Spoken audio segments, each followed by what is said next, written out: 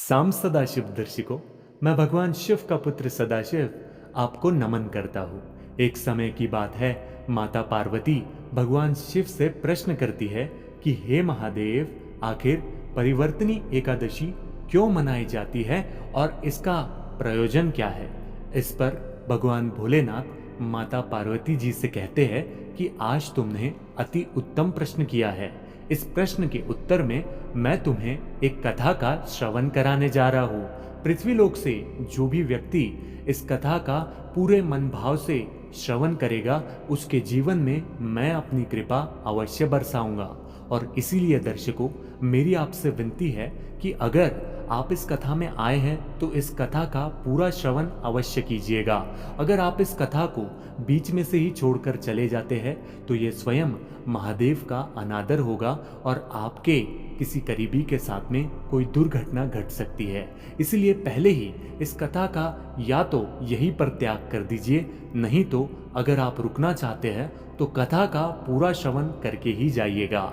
आगे भगवान भोलेनाथ माता पार्वती जी को बताते हैं कि परिवर्तनी एकादशी को विशेष रूप से भगवान विष्णु और भगवान शिव से जुड़ी एक महत्वपूर्ण तिथि माना जाता है। ये भाद्रपद शुक्ल पक्ष की एकादशी तिथि को आती है।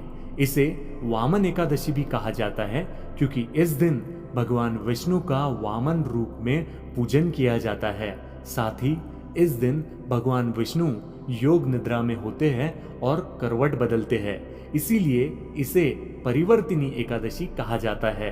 इस एकादशी की कथा में भगवान शिव और भगवान विष्णु के आशीर्वाद की महिमा का वर्णन किया गया है।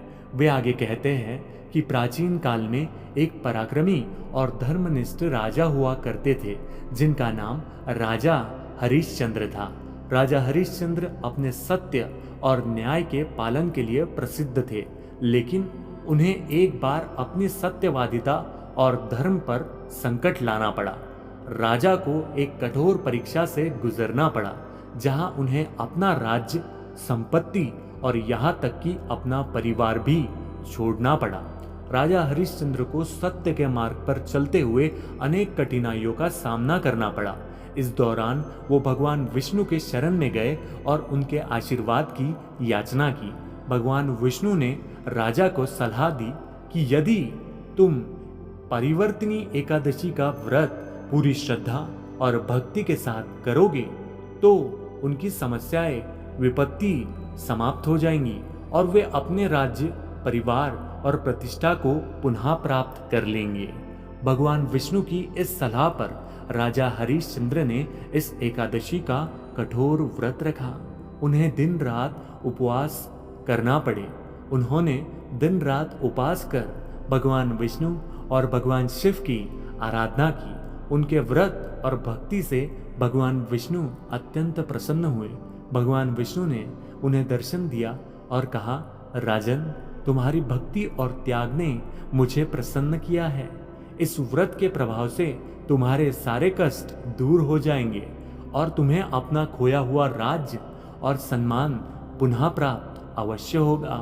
भगवान शिव भी इस व्रत से प्रसन्न होकर प्रकट हुए और राजा को आशीर्वाद दिया। भगवान शिव ने कहा, हे राजन, इस एकादशी के प्रभाव से तुम्हारी सारी कठिनाइयां समाप्त हो जाएगी और तुम्हें जीवन में सुख, समृद्धि और शांति प्राप्त होगी। राजा हरिश्चंद्र ने इस व्रत के प्रभाव से अपने जीवन में पुनः समृद्धि प्राप्त की। उन्हें अपना राज्य, परिवार और प्रतिष्ठा फिर से प्राप्त हुई। इस प्रकार परिवर्तनी एकादशी का व्रत राजा हरिश्चंद्र के जीवन में परिवर्तन लेकर आया और वे अपने सत्य और धर्म के मार्ग पर अड़िग रहे।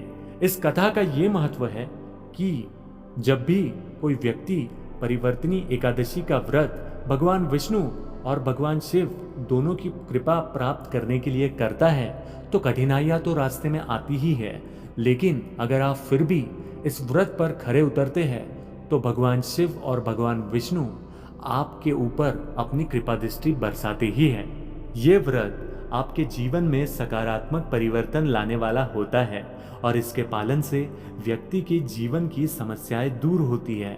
भगवान विष्णु के आशीर्वाद से जीवन में सुख, शांति और समृद्धि का आगमन होता है और भगवान शिव की कृपा से व्यक्ति समस्त बाधाएं को समाप्त कर सकता है। इस दिन भगवान विष्णु करवट बदलते हैं और इस दिन व्रत रखने से व्यक्ति को उसके समस्त पापों से मुक्ति मिलती है और मोक्ष की प्राप्ति भी होती है।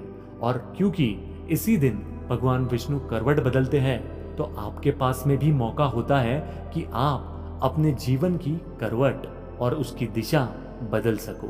तो इसी प्रकार अगर आप भी इस कथा को यहाँ तक श्रवण कर चुके हैं तो मुबारक हो, आपके जीवन में अच्छी घटनाएं घटने ही वाली है और आपको तुरंत ही एक बहुत बड़ी खुशखबरी मिलने ही वाली है।